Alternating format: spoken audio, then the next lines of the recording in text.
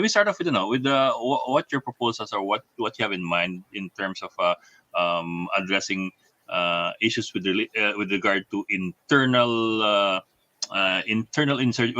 insurgencies, with internal conflict, whether it's the local communist armed conflict or extremist groups in the Philippines. What do you have in mind? Well, really, it is the eventual amendment of Republic Act 8551, which places the principal responsibility on internal security on the armed forces of the Philippines rather than the Philippine National Police.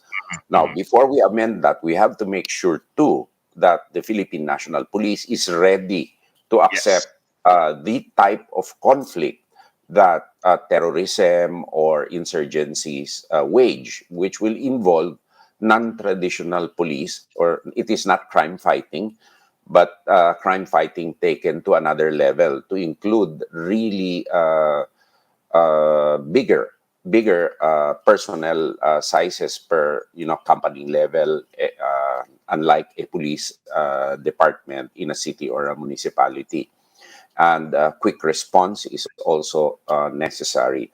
Now, concomitant to that, we have to ensure that there is an honest to goodness disciplinary mechanism for the Philippine National Police, where their officers also can take the lead in accountability and command over the men, women, and non-uniform men and women under them, the uniformed personnel. Because right now, under the civil service laws and rules, I think the men responsible for disciplining their underlings are hampered because of these rules.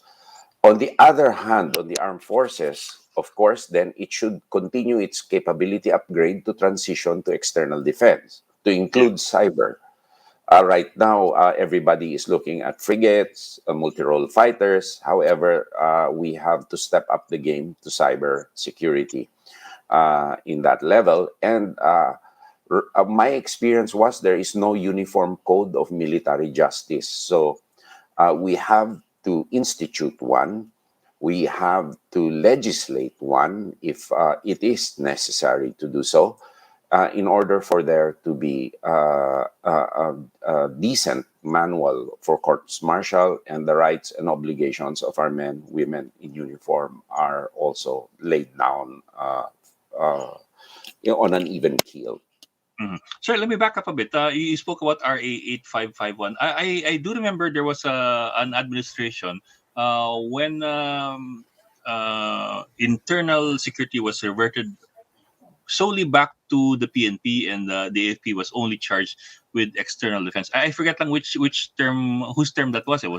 Was it Yeah, under Ramos? Was it under Gloria? I But think I think it was under President Ramos. Then they re-amended it to go back to the armed forces because yeah, they saw that the PNP was not capable at the time of doing so, because the PNP had just been born and just been separated from the armed forces, from the Philippine Constabulary at the time.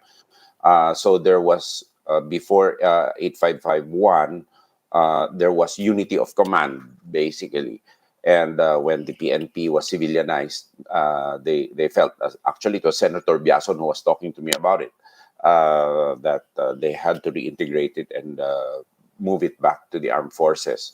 But right now, since the PNP has grown in size and strength, and the armed forces is on a capability upgrade track to face mostly external threats and to assist in pandemics, then I think it is high time to review whether the PNP can handle it. If not, we have to capacitate the PNP in consultation with them and the local government officials who shall have supervision over the PNP as to what is the best way and the fastest way of achieving this handover.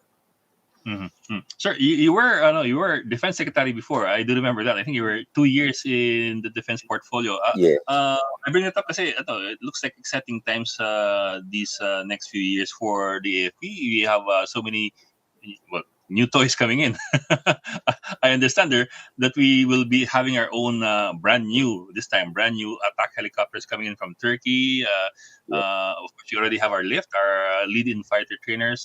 Hopefully, transitioning later on to MRFs or multi-role fighters. Where do we stand right now in terms of defense capability for the AFP? How do you see the next few years? And do you have any targets for our? I'm talking to you like you're the defense secretary, but in the ideal, in your mind, where should we be by for example 2025 at par with which country in Southeast Asia, and then 2028, for example? Actually, there are horizons. I think the long plan for one of the branches of service is 2050. Actually, China's plan, actually, if I may name so, is by 2050 it should be this. Our horizon is 2030 and 2050. As far as I know, I may be wrong. However, we cannot really equate our defense spending with any other country or be at par with any other country, because our neighbors, save Brunei, have been heavily investing every year since the start of their independence, of an average of about 3% of their gross domestic product on their armed forces, not only in terms of size vis-a-vis population, but also in terms of equipment. So our Mhm. armed forces actually, given the fact that we are an archipelago, is small per as a percentage of capita, of population rather, vis-a-vis our other countries. But this is to be expected because we're an archipelagic country anyway. It's 80% water, 20% land. So I'd like to see more investments actually on our naval and Yeah. air force resources. But then again, I have to state that our cyber capabilities must be built up maybe even faster than the two traditional services, no? Mhm. Because these are really the looming and emerging threats